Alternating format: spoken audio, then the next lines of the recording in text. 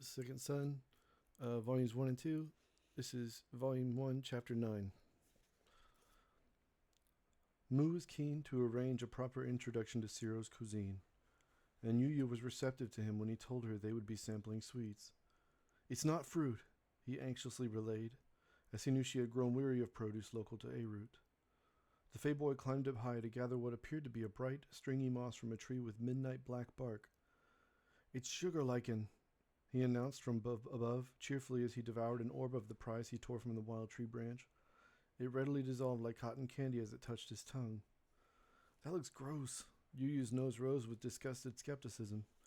"Try it," Mu implored her as he climbed down with his hand outstretched.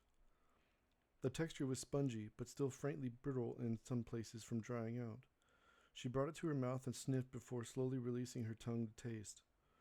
Where her saliva touched, it began to collapse, and Mu begged her, as the notion of wasting such a delicacy was one of the few sins he found most offensive. "Eat it now! Hurry!" She surrendered immediately, swallowing it whole, and discovered his enthusiasm for the treat was not misplaced. "Oh my gods," she confessed as it usurped her brief and now inferior history of all other candies she had sampled from around the globe during her employment as a pirate. Mu had not a comprehensive study of human expressions, but he immediately recognized from Yuyu's face that she newly shared his fondness for the delectable. "You love it!" His lips parted from a smile that had no sovereign. Her eyes thinned at the corners as she smiled eagerly, watching his hands to be given more. "I do," she smiled as she reached for another. "Mu, get over here, boy." Kita's voice rose aloft amongst the gentle island wind. He leapt from the branch to the ground and said, announcing, "It's the festival. It's the honeymoon festival. We have to go." "We can't have more." Yuyu felt her heart to belong to a small child again as her desperate words left her lips. Mu examined the trunk and peered up into the tree's branches. "No, maybe. Kamo says we can't take too much because it needs to grow next year." "What about him?" she demanded, unsatisfied as she witnessed an elderly man attempting to descend a neighboring tree with his arms bearing an abundance of the stuff. "Kamo says if we were all like him, there'd be nothing left." Mu lamented that the social crime of overindulgence of sugar lichen was only prosecuted against his like society. "Oh, and what else does Kamo say?" Yuyu posed with her arms crossed, and her inflection suggested she was being sarcastic. "So much." Mu's eyes rolled in concert with her annoyance as he led her back to the village. "Boy, what y'all been doing?" Ram inquired of his own son accusingly with a smirk. "We was just playing." "Can we have a biscuit before we start? We're hungry." Mu contended his request was reasonable, given the abundance of his golden-baked desire neatly arranged in a pyramid upon a table beside them. Yuyu consented to the Fey boy's characterization by remaining silent and smiling at his father with her arms hooked behind her.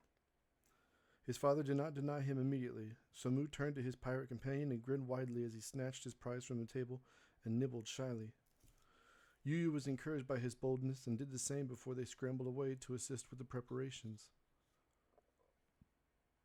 The Swan-Tu sang an ancient hymn as a choir that spoke of their worship of the invigorating fruit. As the pair collected their goods lying on the ground, Fu and Sim approached them and proposed they play a game of their choosing. "We can't, we're helping with the honeymoon festival," Mu explained without looking. Fu and Sim were given no such orders to assist, as the villagers were charged with providing for them since they suffered the death of their parents.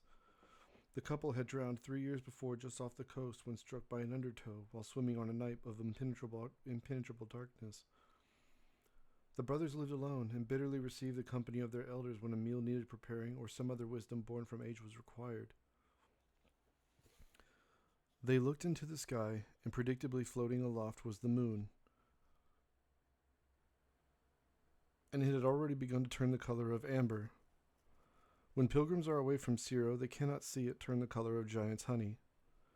Some apurists choose to believe it is the moon that gives them honey its distinct taste, but others contend it is simply the consequence of the bees delivering pollen from the countless variety of flowers that grow on Ciro. It is celebrated by all who return from their pilgrimages, and the honey's unique gold hue is a reminder of what awaits you when you return with your chosen. Fu and Sim then asked if they could assist, and Mu looked at him with surprise in his voice. "Okay. There are baskets at Kamo's house." They walked off and headed towards Kamo's, and then returned shortly after with the baskets. They began gathering, and one of the Swan-Tu nearby begged Yuyu, "Take a bite of that one, my dear. I'm sure you will love it." She turned to Mu, who would intervene, his eyes drawing nearly closed with apparent skepticism. What are you up to, Hiji?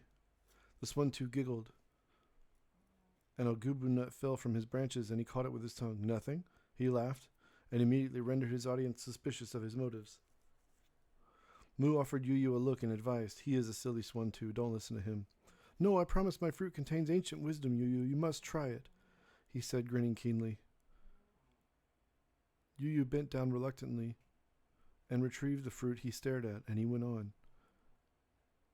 Yes, that one. Go ahead, taste it, and know my knowledge. As her teeth sank into the peach, she heard a loud, flatulent noise in her mind go on for several seconds. Hiji broke into unrepentant laughter at his refusal to govern his misbehavior. The Fey boy shook his head and rolled his eyes. It was a fart noise, wasn't it? She laughed with a mirth she had not known in months and inquired, So he's done this to you too? He gets everyone eventually, Mu lamented, only faintly amused, and then walked away listening to Hiji shaking from his jollity. What are we going to do tonight? She asked as she finished eating Hiji's grapefruit. There is lots of dancing and music and baked sugar bread we eat with the honey, which you may think looks strange. Mu's joy at the mention of the bread possessed Yu in turn, and she continued her inquiry. What do you mean? You'll see, Mu advised her portentously, and went on. It's so good, though. It is my favorite time of year. Does it ever change seasons on the island? She asked, as it occurred to her the weather had not deviated very much since she arrived. Sort of. The weather does not change, but some of the plants will turn different colors during the year. Is that what you mean? She nodded sagely.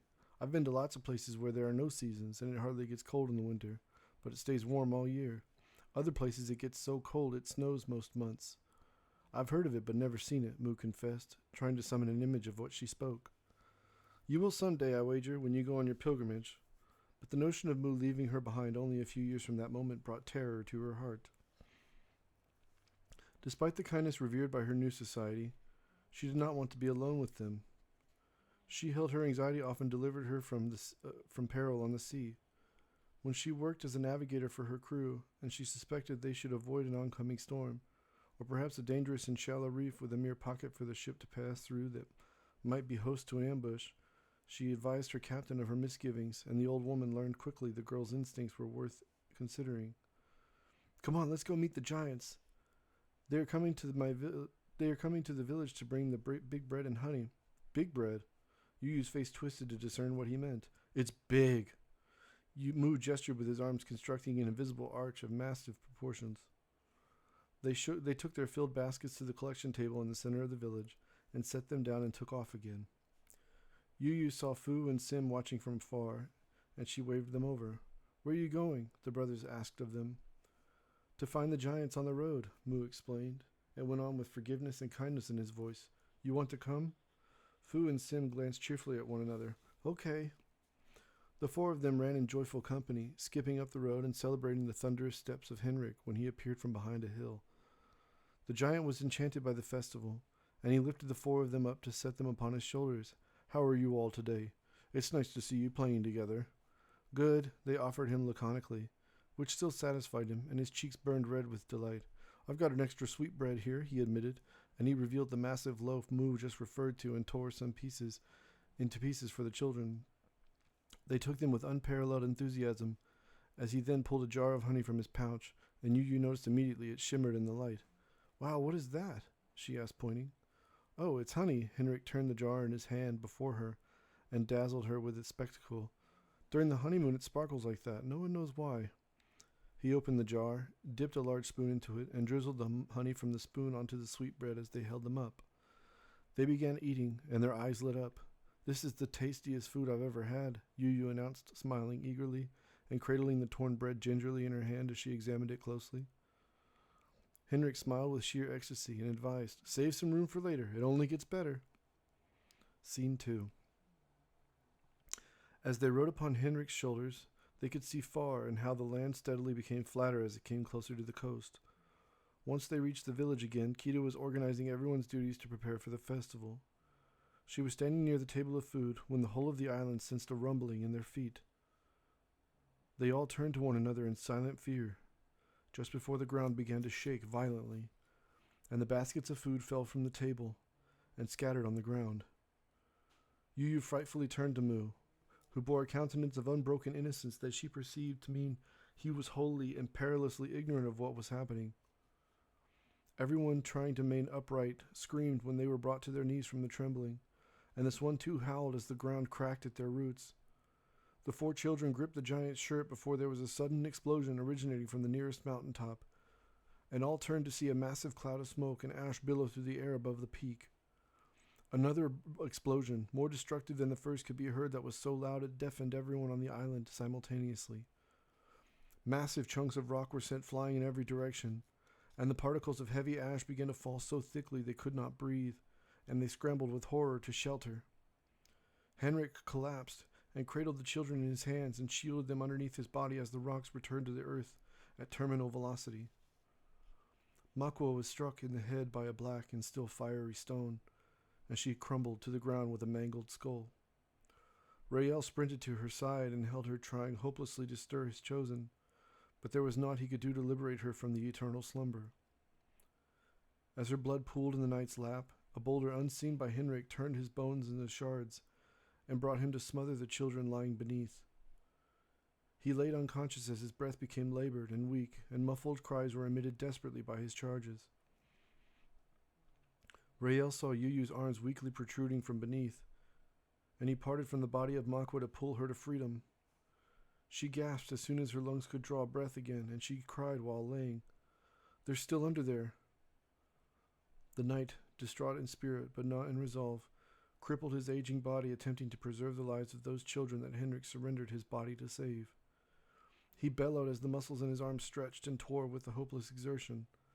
Hot spit shot from his mouth as he roared with his eyes shut towards the heavens, but no amount of his strength alone could liberate them. He panted and eventually sank, breathing heavily as he searched around him before shouting for help. Rael knew he might survive the loss of his wife, but to lose his ward as well would, in his view, render his existence meaningless. When Kita and Ram noticed him over the collective screams issued by their friends and neighbors, they raced towards him to revive his efforts. The spectacle inspired others nearby, still reeling from shock, to help. A dozen people labored to hoist the giant at his waist and lift it as high as they could manage. However, his massive body rose only enough to hear the desperate and muffled pleas of their children. They discerned Mu and his friends softly gasping for breath as air flowed into the crack they had created. Rael saw a small hand laying still and yanked it free, revealing Sim's limp body. Ram worked to revive the boy until Henrik finally awoke and expended the last of his vitality to roll away, groaning in intense agony. After a time, they witnessed the giant's breathing slow until it ceased completely, and he lay there with his eyes open, still, and bloodshot. Mu shrieked and crawled upon his stomach to beat his massive chest feebly. His weeping and his efforts, though, only cast those onlookers into vicarious despair as he begged his dear friend to wake. "Henrik, please, wake up. Please wake up." The Fey boy shoved at his arm and sobbed loudly, delivering Yu Yu to despondency as she witnessed his anxious and useless appeals. She had never beheld such loss, and for the remainder of her life, her testimony of the event would disturb those even ordinarily immune to the suffering of others. Ram pried his son from Henrik's body and held him in his arms as ash rained on them from above. When he to find shelter, Kita muttered with stunned affect and retreated to the shadow of the maku-maku tree. The surviving Swantu began the song of mourning despite their grief, and their words rose above the cacophony as others shouted that lava was pouring out the other side of the mountain and incinerating all those in its wake. The peak was now a shard of what it once was, and thousands of Syroans and their elders had already burned alive. Their loved ones saw the bodies of those victims blacken until the lava overwhelmed them, and they disappeared completely under the molten rock, forever preserving the terror of their deaths in stone. The knight returned to his chosen and held her as he screamed with hoarse cries. Soon, everyone was forced to flee indoors because of the ash and to wait to discover their fate. No more utterances of doom were spoken by the mountain, nor at the earth at their feet. The people from the village of Toth arrived some time later and explained they abandoned their village to escape another potential tidal wave. We need to tell Vix about Hendrik, Kita whispered reluctantly to her chosen as Sim's breath returned, and Rael sat nearby in a stupor, silent, and holding Makwa's hand tenderly from beneath the bloodied white shroud he had placed upon her face. Others far from the village expired alone from their injuries and from the ash clogging their lungs. The island would grow quieter and louder in equal measure as anguish finally possessed those recovering from shock. Some hours later, Mu and his 3 companions were resting wordlessly in the darkness of his room as the sun was smothered by the unwavering clouds still being issued by the mountain and billowing above. Kita glanced through the crack in her son's door as Ram inquired helplessly, "How did this happen? This has never happened on Zero." Mu's mother had recovered enough to speculate correctly. "No, the mountains have never erupted, but the ground has trembled before in the way it did today. They must be connected. We need the scribes." Kita fell into a chair and went on, "I wish Kama were here. She would know what to do." "Me too," Ram confessed. "We need to go to the other side of the island and find the survivors. The Swan too grieved the loss of thousands. Thousands." He sank into a chair beside her and sobbed. Kita renewed his purpose by touching his cheek gently. "All right. We'll wrap cloth around our noses and mouths." The island seemed too quiet to the couple as they left their home, donned in protective clothing. It was as if the ash in the air absorbed all the sound as it drifted down. There was a blanket of barren gray over everything, and the elders shook their branches to rid themselves of it. After a time, they could hear the giants stopping as they ran carrying buckets of water to extinguish the growing forest fires ere they consumed any more Swantu. They could not advance further when they saw all the land on the way to the coast had been set aflame, and it was charred black for many miles in every direction as grass fires were started by burning stone littered upon the ground. A majority of the giants' homes had been lost to the slow creep of lava that still leaked from the massive hole blown in the side of the mountain. Their horses were dead in the field and had become blackened husks. It soon became impossible to pass a certain point because the lava was still scorching, and so they stood silently at the edge and looked out at the devastation. Ram spoke up with sorrow in his voice. "There's nothing left." The sight provoked those present into holding one another in consolation as they cried. Through the smoke, Kita saw Vix approaching, and her breath was thieved. His footsteps were thunderous as he raced towards them, and his eyes were already damp with tears as he said, "Henrik, where is he? Is he helping somewhere else?" Kita closed her eyes and shook her head before walking up and peering at his face above. "He died, Vix. I'm so sorry." And she embraced his ankle with her eyes admitting her dolor. Vix bore a look of complete disbelief before he wept hysterically, and his wailing moved the couple into additional clutches, both grateful and remorseful at their survival all at once. After a few moments, Vix demanded with a quivering voice, "I want to see him. I want to take him home." Kita and Ram saw the giant's home across the field, and the wood it was constructed from was black, and smoke rose from the burning roof. Vix turned to see and muttered with regret, "Oh, I'm sorry, I forgot." "Okay. We'll remain here then." "Of course. We cannot go further anyway," Kita said, defeated, and stared at the Swantu that had burned alive. Their faces in the bark were contorted in tortured expressions. "They died in so much pain," Kita lamented, realizing everything she was witnessing had inevitably consumed her stores of stoicism. Vix bent low amidst his tremendous torment imposed by that supreme force indifferent to his woes, and wistfully lifted Kita and Ram to his ever-sinking shoulders. He returned them to the village with haste, but his vigor and his feet were burdened by those joyous and somber memories of his husband. The giants on Zero were industrious and efficient creatures that labored to endear themselves to one another through the meticulous devising of poetry that was often brief, because the production of such works required the use of an enormous amount of ink to be faintly discernible to them on human-sized pages. However, Vix worked to depart from this necessity of execution when he proposed the invention of a powerful magnoscope to Hero, the grandfather of Circus, and an engineer with no equal. The man was deeply moved by his adoration for Henrik, and constructed the required equipment with the assistance of scribes living abroad to acquire the techniques to produce a functional magnifying glass. Once it was mostly assembled, and the glass was seated in the scope, he began formulating the words in his mind he would render onto the pages that were before too small to work with in the manner he desired.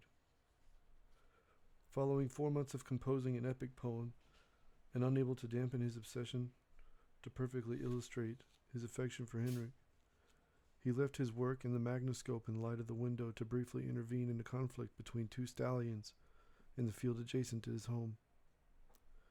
When he returned exhausted from his troubles a half hour later, he found the sun had entered the window, and it shone wholly upon the page through the magnoscope, and a fire was born that incinerated large portions of the book. Henrik discovered Vix as he wept alone beside a pond at his loss, and when he learned the nature of his sorrow, he held his hand and kissed it before confessing he shared in his feelings. They embraced one another for the first time, and once their loved ones heard of their forthcoming union, they arranged their wedding for the couple according to tradition. 3 months after those welcome and beloved revelations, they were startled awake by the cheerful hollering of their relatives, and dragged from their beds to be delivered to the altar where they would utter vows of eternal devotion written by their families, and those that witnessed the ceremony celebrated their covenant for 3 days. But now, he could hardly persuade himself to persist any longer. His breathing was shallow and rapid, provoking in him a light head as he reminisced on the kindness imparted to him every day by his husband. He yearned every moment to hear his delightful merriment once more, but he learned he would never escape entirely the absence of Henrik's unyielding grace and tenderness towards others. Kita and Rom felt the weight of his melancholy as he traversed the broken landscape in search of survivors. However, the giant's eyes would betray the false image of strength his husband could inexorably project. Despite the anguish he concealed from those he loved, and Vix's sight was clouded by heavy tears that dripped, wetting and salting the earth below. From the height of his downtrodden shoulders, the Fey couple gazed out, and withheld their own grief in hopes of comforting their dear friend of many centuries. The destruction went on as far as their eyes were able of perceiving, and there was no path they could take to safely pass the lava that had yet cooled.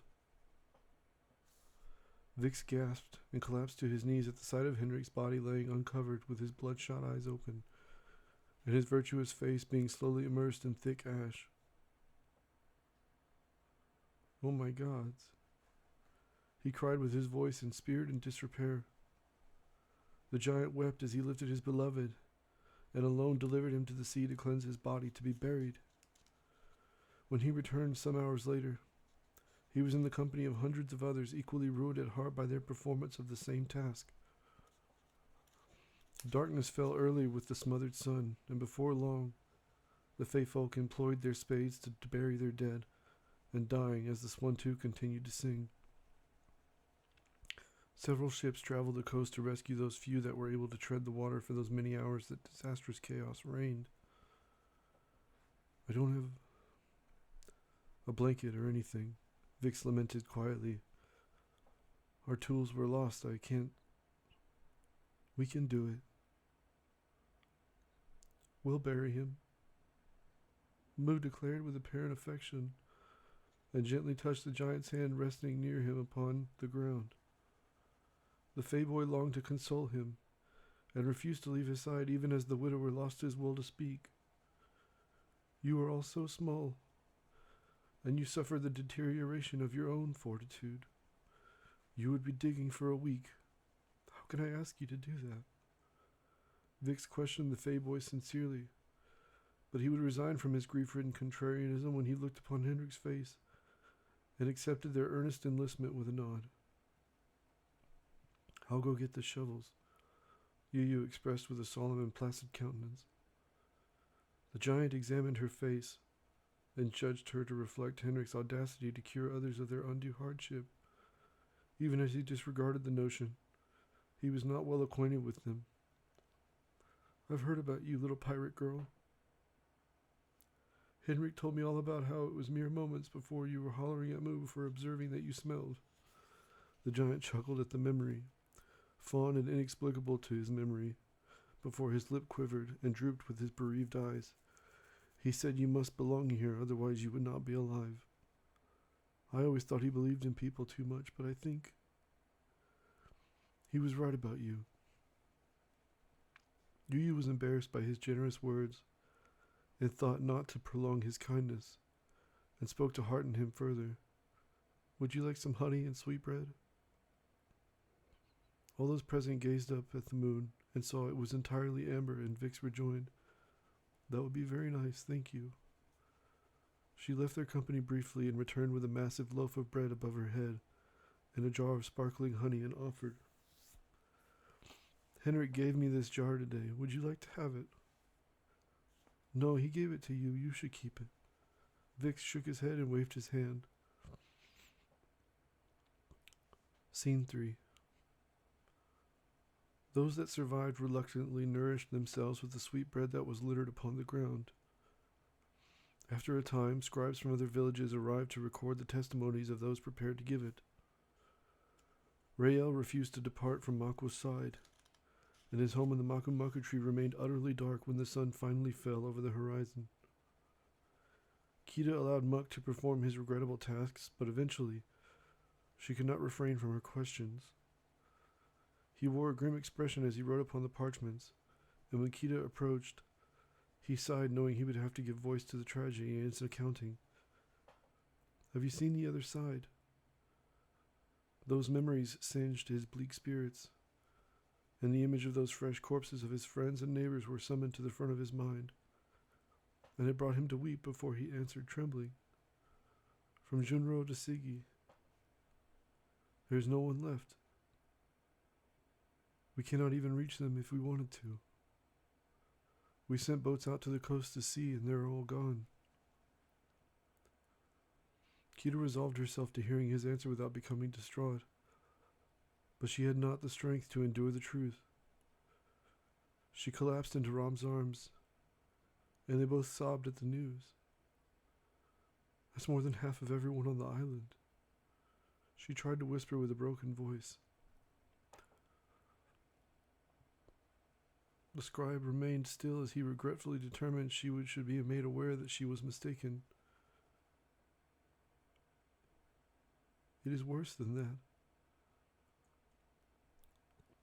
He paused a moment to swallow, then wiped his eyes.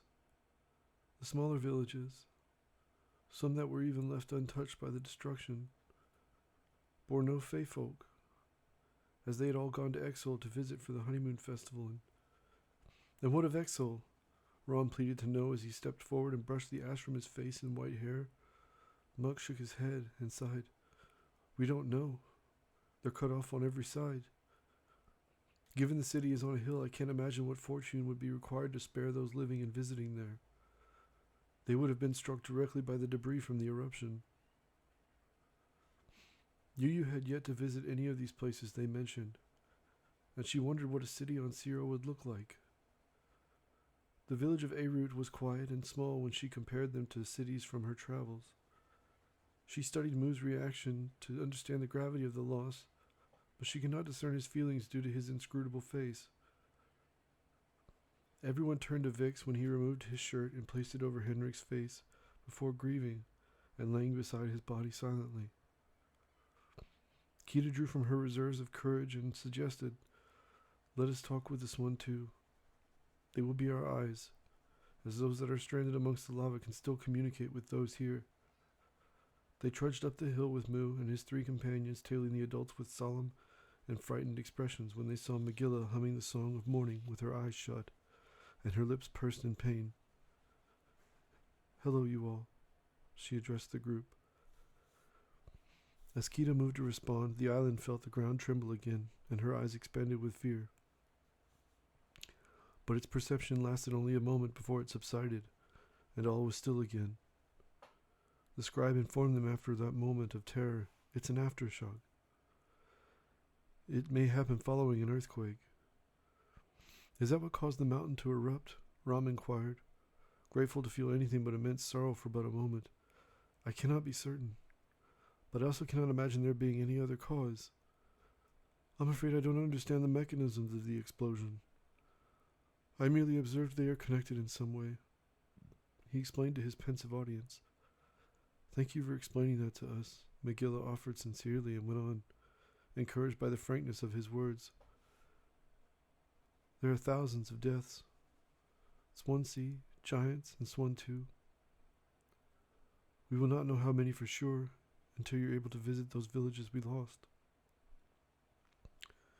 "Has anything like this ever happened on Zero?" Kita inquired, absent the confidence of Muck's analysis.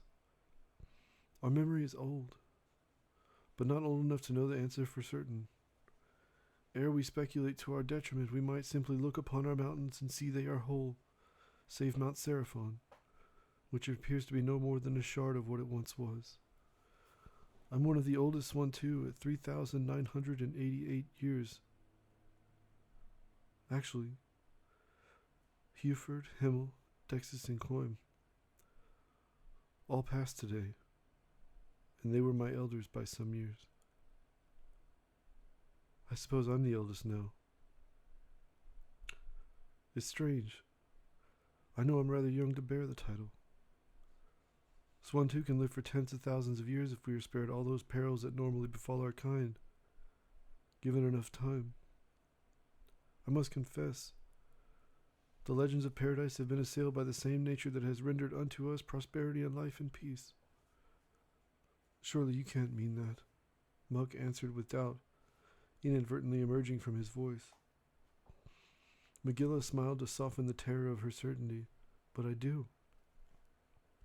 The turmoil we suffer was imparted by our greatest enemy and our greatest benefactor.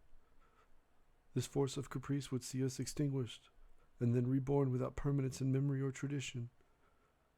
How can you deny it, given all that we've endured as of late? This chaos, I fear, suffers no sovereign except that of indifference, and our destruction is merely coincident." And as the last left her lips, she glanced at Yu.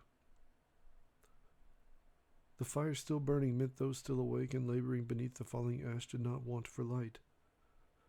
Megillah spoke with her eyes illuminated by the flames. "The heat will die, and you could search for any survivors tomorrow. It concerns me greatly that few giants have been observed since the eruption. I'm afraid that many of them have been caught in the blast, and time will reveal new hills of black formed by the lava cooling over their great corpses." She derived no pleasure uttering these words before Vix, but she felt compelled to speak them. Vix nodded with reluctance, and did not fault Megillah for speaking truth unencumbered by polite refinement. "I share your concerns. Relative to the other giants and the shipwrights, we live on the outskirts, and everyone else lives near Junro or Sigi, and of course, Exel."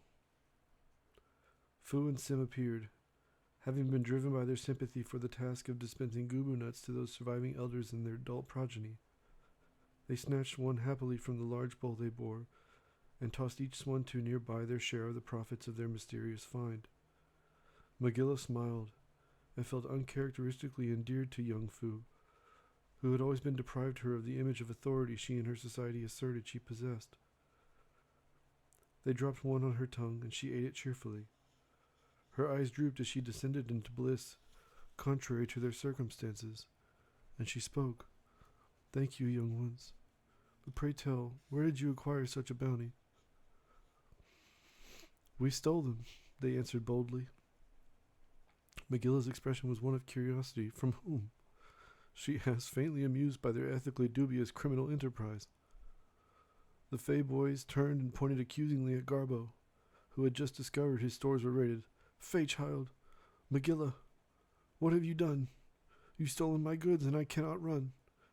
How should I pursue such industrious thieves when all who would prosper do not mind me bereaved?" "How much more does he have?" Megilla asked them with eyes discerning. "Lots," the babes answered laconically and truthfully. Garbo whispered hastily until a squadron of squirrels departed from his branches as an organized assembly. They pounced upon the boys, retrieved the nuts, and scampered away. The offending elder cackled unrepentantly. "Garbo!" Megilla shouted with her ire ascending. "You were commanded to discontinue your program of recruiting rodents for your banditry. How dare you depart from our explicit orders? That is not fair. This cannot pass. When you treat me like this, you reduce me to grass. And you govern yourself. As I'm innocent, they possess affection for me that you will never understand. You are simply jealous of our bond. What they choose to reward me for our friendship is our business." "He stopped rhyming," Yu whispered to Mu, who appeared most alarmed by the elder's plain speech. Garbo could not endure the shouting of his neighbors, starved of a necessary distraction from the tragedy that befell them, and so he shook his branches so violently that Gubu was ejected from pockets devised all throughout his physical existence, and they fell to the ground to be retrieved in short order by eager onlookers of the spectacle. Kita and Ram giggled, grateful to briefly withdraw from their somber sentiments as they picked up a nut laying at their feet, and sighed heavily in amusement as they ate. The boys nodded, feeling success in their mission to satisfy the many at the expense of the one, and marched off to distribute the rest to the other one too. "Go, boy. See to your grandmother," Kita asked of Mu. The Fey boy and his pirate friend were pleased to escape the socially volatile situation, and they raced through the forest while listening to the Swan too still singing a song of mourning.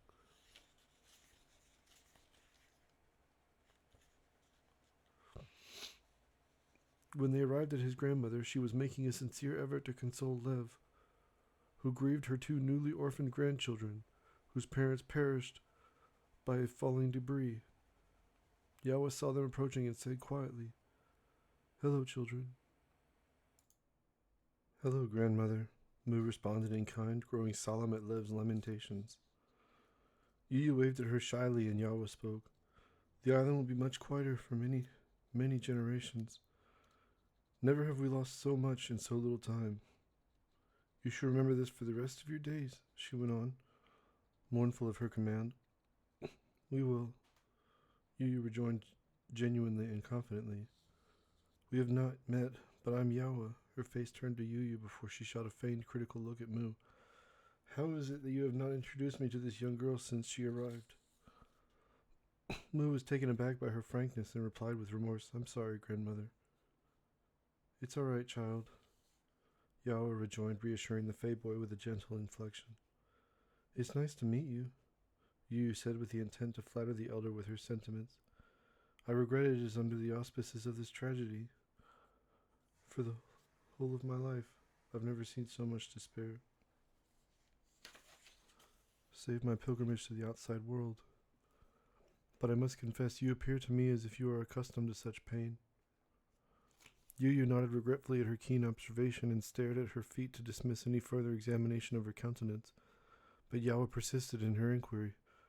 "You lost your parents when you were a baby."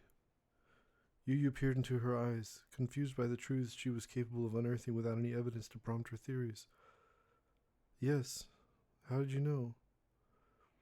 "It is plain. You bear a yearning for the same affection in your eyes when you look upon my grandson as I speak to him with the fondness I profess. And it's also clear you sympathize with Fu and Sim, as they share in your anguish of that loss." Her stare studied her for a moment longer, and she went on. "We can see you surrender your wants for the sake of others, not out of selflessness, but because you learned long ago home must be wherever you are happy. You are a wayward soul, and when you discovered you were in paradise, you did not lament your state. Instead, you bound yourself to your instincts of self-preservation.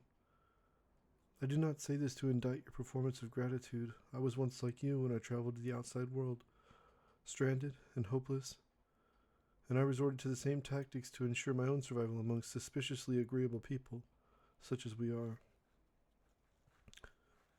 Yu was confounded by her insight, which never diverged from the hidden truths deeply embedded in her heart.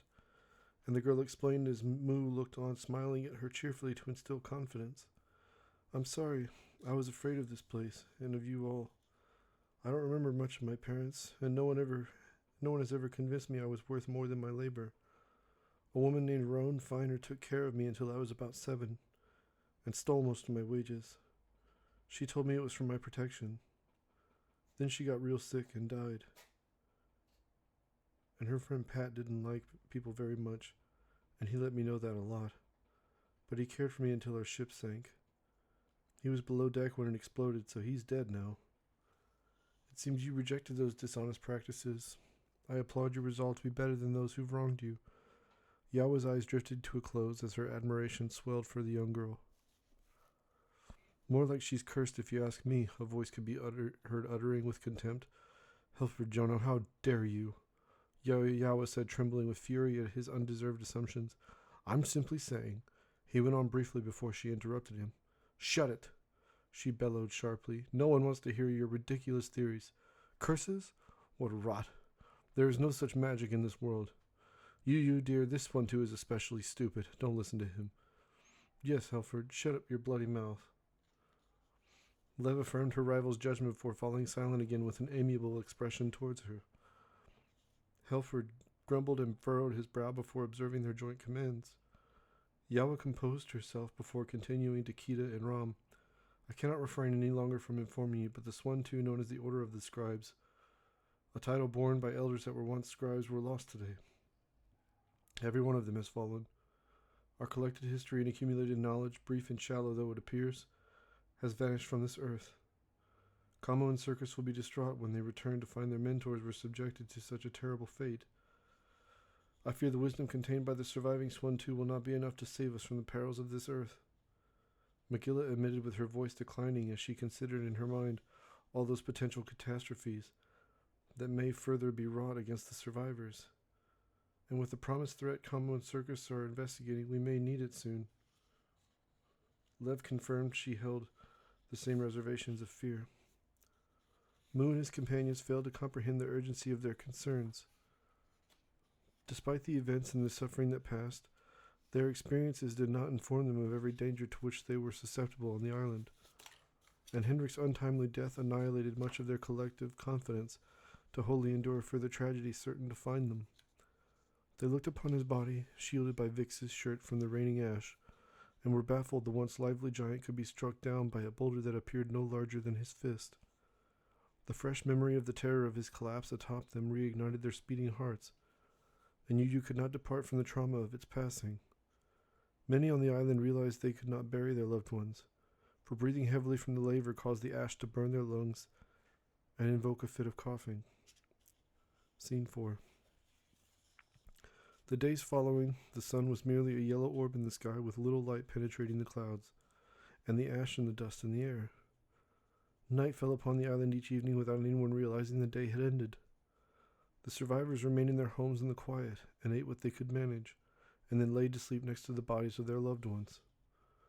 When Yu awoke a few hours later, she went out of Kamo's house and saw Vix laying in the dirt and sleeping next to the body of Henrik under the protection of an improvised tent and clutching his stiff arm. Yu discovered Fu outside next to a fire pit watching the flames and shielded by branches of the maku tree. Yu sat next to him, and he welcomed her company with a sincere smile. I can't sleep. That usually means I'm about to turn. What do you mean? Yu uttered with immense confusion. Moo didn't explain it to you? Fu inquired, surprised by her ignorance. Explain what? She said with her intrigue rising. Oh, well. And after but a moment, Fu shut his eyes, and his face twisted as his body transformed into a feminine frame before her eyes. His clothes became ill-fitting in some places as Yu stared at him confounded and shaken as she realized, oh my gods, you're a girl. I am now, yes, Fu said, heartened by her delighted inflection. Can everyone here do that? Yu leaned in and studied her face and all her features with an infectious smile. Only the Fae folk, she rejoined, pleased to feel her so close and joyful. You can just change like that? Yu Yu inquired further. When you gain control of it, it means you're an adult and ready to find your chosen, she explained, trying to refrain from seeming too eager for her company. So you can become a girl or boy whenever you want? Not exactly, but yes, Fu thought to illuminate her, but realized she did not want to confuse her since she had not rehearsed an explanation that would satisfy her. I wish I could be a boy sometimes, Yu Yu lamented playfully. It doesn't matter on Zero which you are, but I know it does in many places in the outside world. That's what the scribes tell us anyway. Fu was incapable of communicating the nuance of her education on the matter, and fell silent. I've seen terrible things happen to both, Yu Yu was delivered to her darkest memories. And it doesn't matter which you are. In my experience, slavers sell them both for different reasons. They'll keep you alive as long as they can to use you. Use them for what? Fu inquired with ignorance that shocked Yu Yu, but it did not diminish her enthusiasm to talk to her. You're only older than me through years, she said sagely, and then donned the performance of learned instruction. I've been to 42 countries and traveled thousands of miles by sea, and I've never seen a place like this. You are protected from everything until you go on your pilgrimage. It's a miracle you ever leave. Our chosen deserves a chance at a life here, and so we must go and find them, Fu said, further revealing to Yu Yu the endearing kindness that dwelled in her heart. How does everyone know they are out here to begin with? They are out there to begin with. You don't, Fu shrugged cheerlessly, considering the notion. There is nothing sure about it.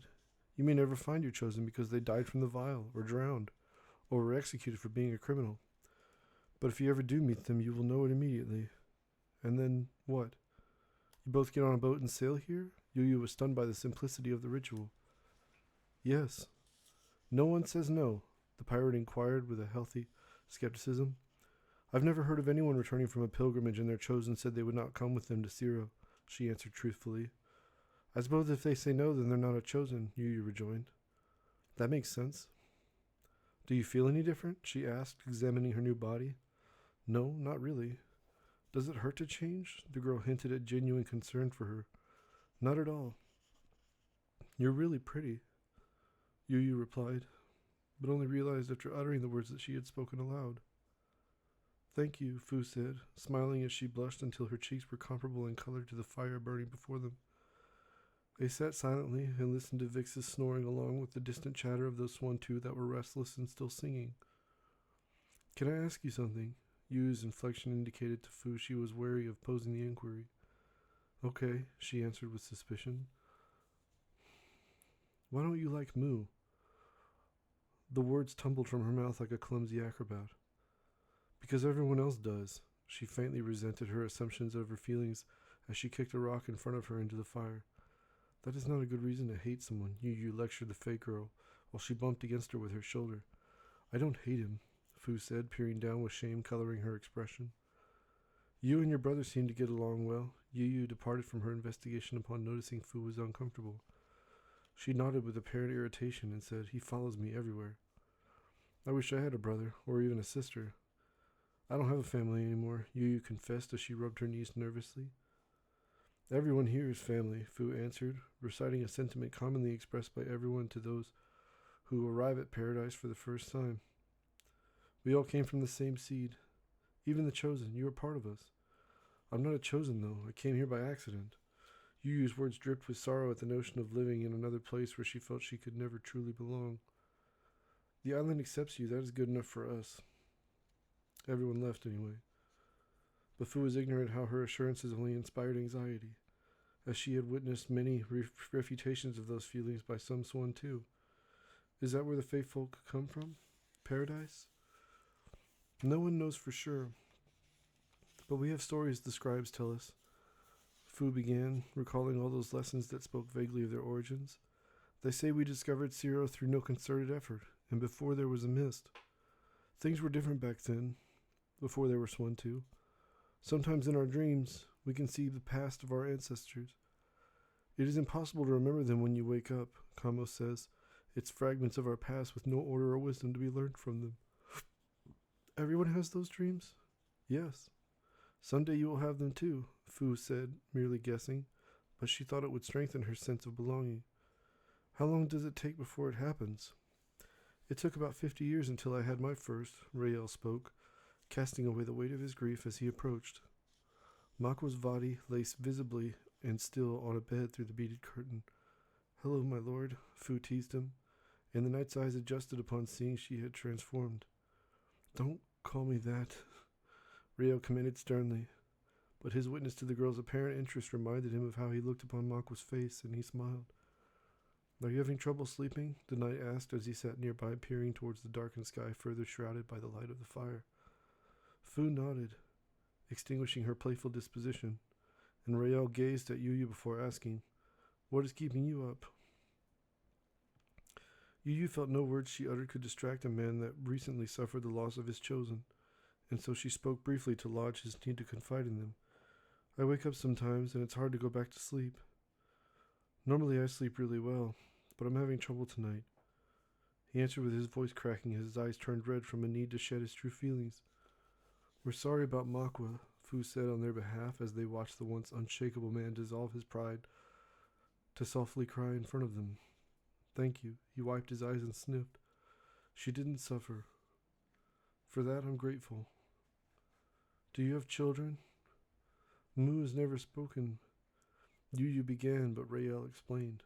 "Makwa did not want them, and well, I was already a father once, and I fear I wasn't very good at it."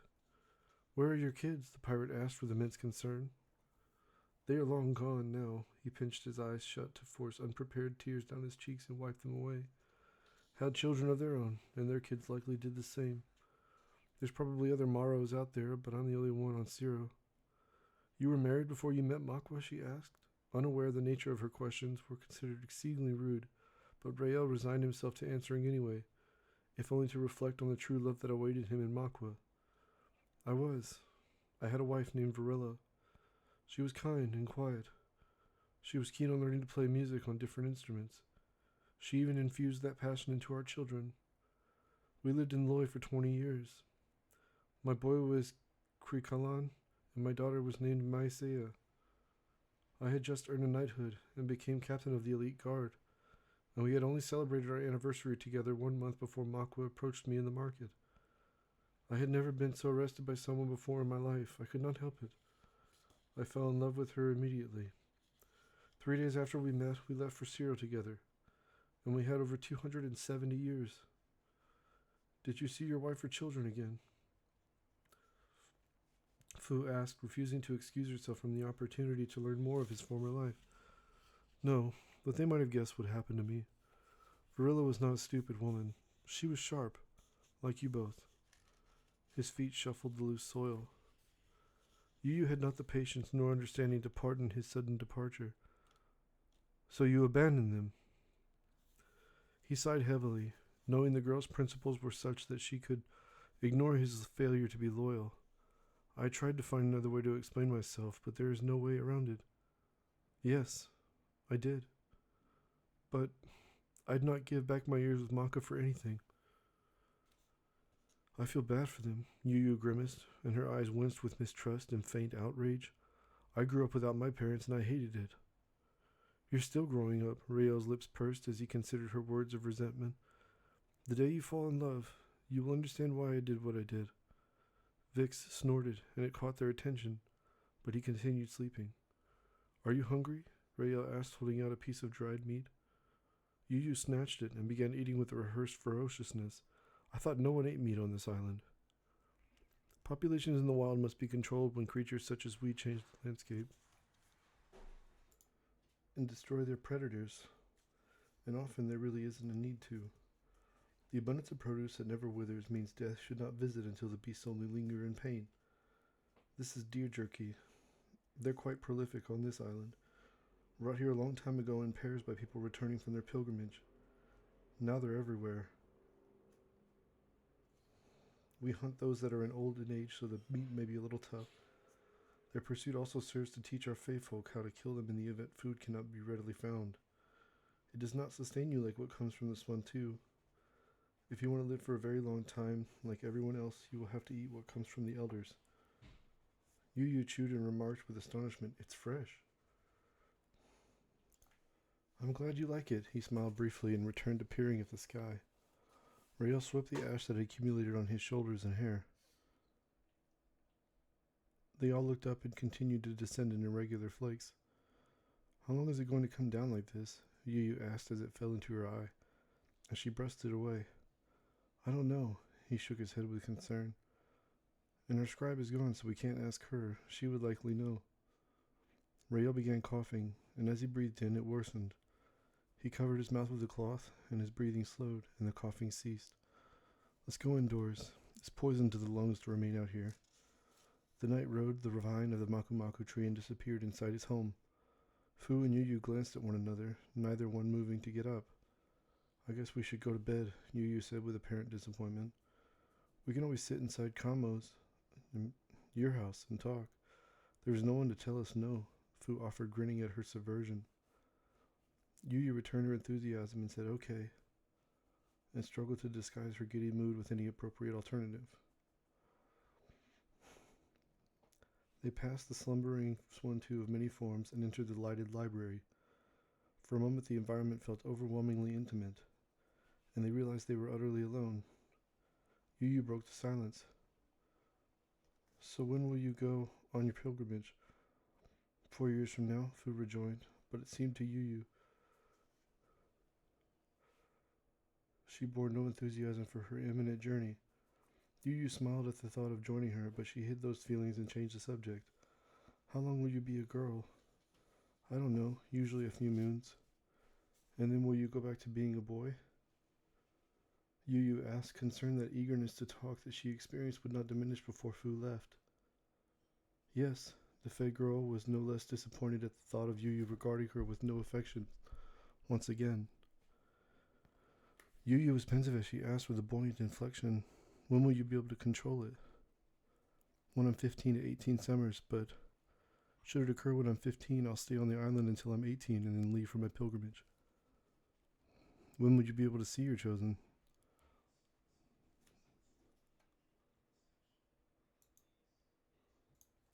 The pirate was apprehensive to hear her answer, but she realized she was incapable of suppressing the desire to do so. When I have control over it, she answered simply. And you are, she squinted, trying to discern the answer for herself. 14. Yu Yu nodded optimistically and asked, which do you like better, being a boy or a girl? Fu gazed at her confused a moment before saying, again, I know it's different in the outside world, but I have no preference. Being one or the other here makes no difference. Like I said, I enjoy being a girl, but sometimes it would be nice to be a boy if I wanted to be. Just for a little while, just to see what it's like. Yu Yu said, looking out the door at the quiet village, and went on, when you go on your pilgrimage, you're going to see that it matters in some places, which you are, a great deal. Other places it will matter less, and you will even find places where it does not matter at all, like here.